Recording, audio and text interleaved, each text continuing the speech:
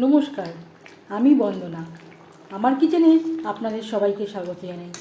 আবারও এসে হাজির হয়েছি চিংড়ি মাছের মালাইকারির একটি রেসিপি নিয়ে। দেখে নেওয়া যাক আজকের এই রেসিপিটি।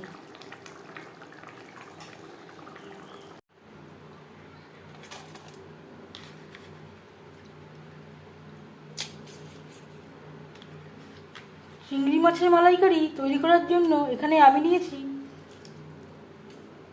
ছোটো সাইজের 300 গ্রাম চিংড়ি মাছ। এর সাথে অন্য মাছও চলে এসেছে বাজার থেকে। মাছ আমি খোসা ছাড়িয়ে পরিষ্কার করে ধুয়ে নিয়েছি। সবার প্রথমে দিয়ে দেবো হলুদের গুঁড়ো, স্বাদ মতো লবণ হলুদ দিয়ে মাছ বেশ ভালো করে মেখে নেব। তেল আমি গরম করে নেব। আমি রান্নাটা করছি সরষের তেলে, আপনারা চাইলে যে কোনো কুকিং অয়েলে করতে পারেন। 2 চামচ সরষের তেল গরম করে নেওয়ার পর দিয়ে দেবো ম্যারিনেট করে রাখা চিংড়ি মাছ। মাছ আমি হালকা করে ভেজে নেব। চিংড়ি মাছ যদি খুব বেশি কড়া করে ভাজা হয় তাহলে শক্ত হয়ে যায়।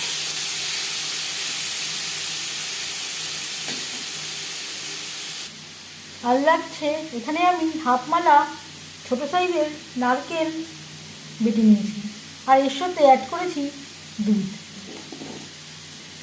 4 কাপের 1 কাপ দুধ। আর লাগছে 2 টমেটো, 2 পেঁয়াজ, 7-8 কোয়া রসুন, যেটা আমি একসাথে বেটে নিয়েছি। একেবারে মিহি করে বাটিনি, একটু গোটা রেখে বেটে নিয়েছি। 3-4 মিনিট হাই টু মিডিয়াম ফ্লেমে মাছ ভেজে নেব। 4-5 মিনিট মাছ ভেজে নেওয়ার পর একটা পাত্রে উঠিয়ে নেব।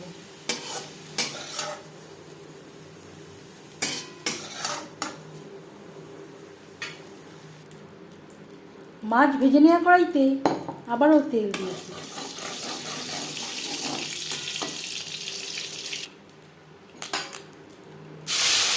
দিয়ে দেব রসুন, পেঁয়াজ ও টমেটোর পেস্ট।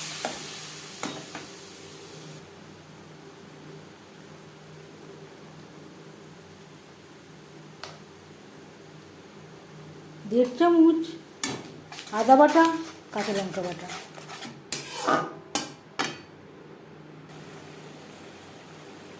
স্বাদ মতো লবণ, ধনের গুঁড়ো, জিরের গুঁড়ো। এখানে আমি ভাজা ধনে ও জিরের গুঁড়ো অ্যাড করলাম।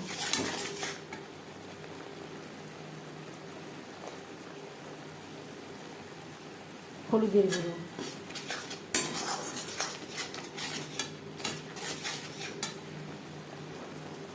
আর দিয়ে দেব মশলা ধোয়া জল, যাতে পুরো মশলাটাই অ্যাড করতে পারি।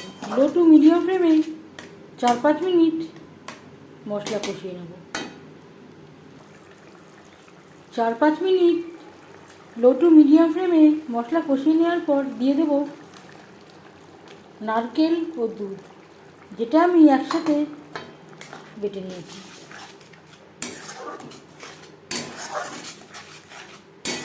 মিডিয়াম ফ্লেমে আরও 3-4 মিনিট রান্না করব। মশলা থেকে তেল ছাড়তে শুরু করে দিয়েছে।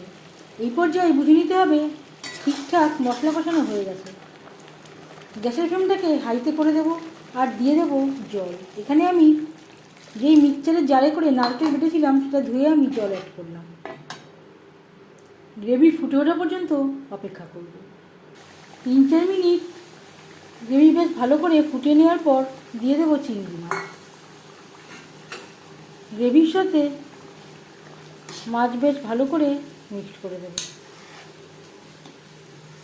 গ্রেভির সাথে মাছ আরও 3-4 মিনিট রান্না করব। 4-5 মিনিট রান্না করে নেওয়ার পর দিয়ে দেব 1 চামচের 3 ভাগের 1 ভাগ গরম মশলা পাউডার। আমি খুবই সামান্য পরিমাণে অ্যাড করলাম, আপনারা চাইলে কম বা বেশি করতে পারেন। আমি আর ঘির ব্যবহার করছি না, আপনারা চাইলে পরিমাণ মতো ঘির ব্যবহারও করতে পারেন। গ্যাসের ফ্লেমটা বন্ধ করে দেব। 10 মিনিট ঢেকে স্ট্যান্ডিং টাইমে রাখবো। চিংড়ি মাছের মালাইকারি রেডি। এই রেসিপিটি কেমন লাগলো অবশ্যই জানাবেন কমেন্টের মাধ্যমে। যদি এই রেসিপিটি ভালো লেগে থাকে একবার হলেও এভাবে ট্রাই করবেন, আর কেমন লাগলো অবশ্যই কমেন্টে জানাবেন। যদি এই রেসিপিটি ভালো লেগে থাকে লাইক করবেন, শেয়ার করবেন, সাবস্ক্রাইব করবেন আমার চ্যানেলটিকে, বেল আইকনটা প্রেস করে দেবেন। যখন আমি নতুন ভিডিও আপলোড করব তার নোটিফিকেশান সবার আগে আপনার কাছে পৌঁছে যাবে। আপনারা সবাই অনেক অনেক ভালো থাকবেন। এই ভিডিওটি দেখার জন্য ধন্যবাদ।